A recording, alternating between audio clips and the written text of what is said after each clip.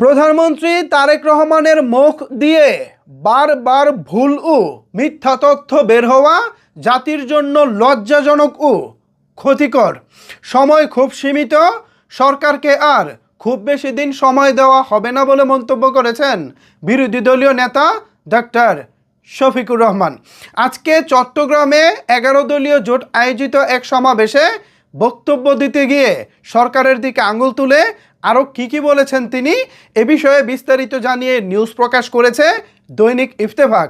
এই নিউজটি অত্যন্ত গুরুত্বপূর্ণ, সুতরাং সবার কাছে রিকোয়েস্ট করব ভিডিওটি মনোযোগ দিয়ে দেখার জন্য এবং অবশ্যই শেষে গিয়ে আপনারা আপনাদের মূল্যবান মতামত জানাবেন।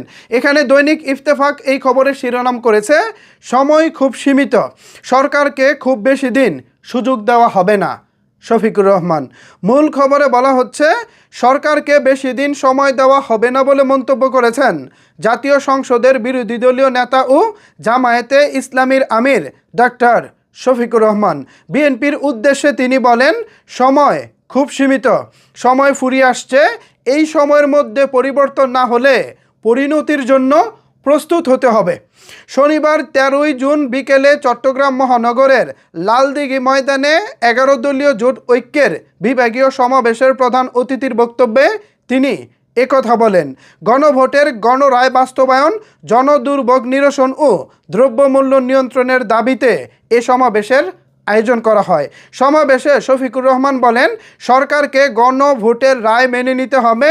তার ভাষায়, সরকার যদি স্বেচ্ছায় জনদাবি মেনে না নেয় তবে 1996 সালের মতো পরিস্থিতি তৈরি হতে পারে।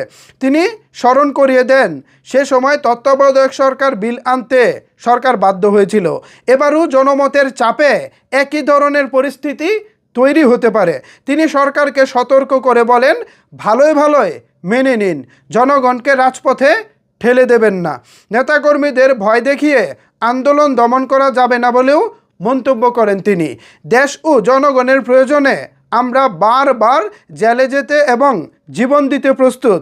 জেলের তালা বা চাবিওয়ালা কোনোটি স্থায়ী নয় বলেন জামায়াতের আমির।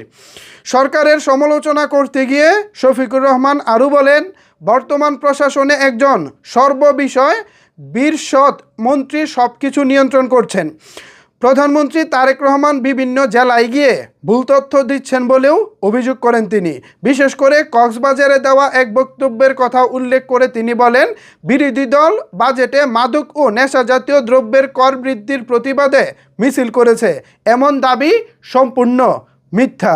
তিনি আরও বলেন, প্রধানমন্ত্রীর পদটি একটি রাষ্ট্রীয় পদ, তার মুখ দিয়ে বারবার ভুল তথ্য ও মিথ্যা তথ্য বের হওয়া জাতির জন্য লজ্জাজনক ও ক্ষতিকর।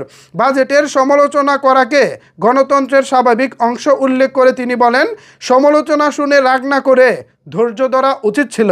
জাতীয় সংসদে বিরোধী মতের জন্য পর্যাপ্ত পরিবেশ নেই দাবি করে ডক্টর শফিকুর রহমান বলেন, আমরা জনগণের সংসদে অর্থাৎ রাজপথে চলে এসেছি।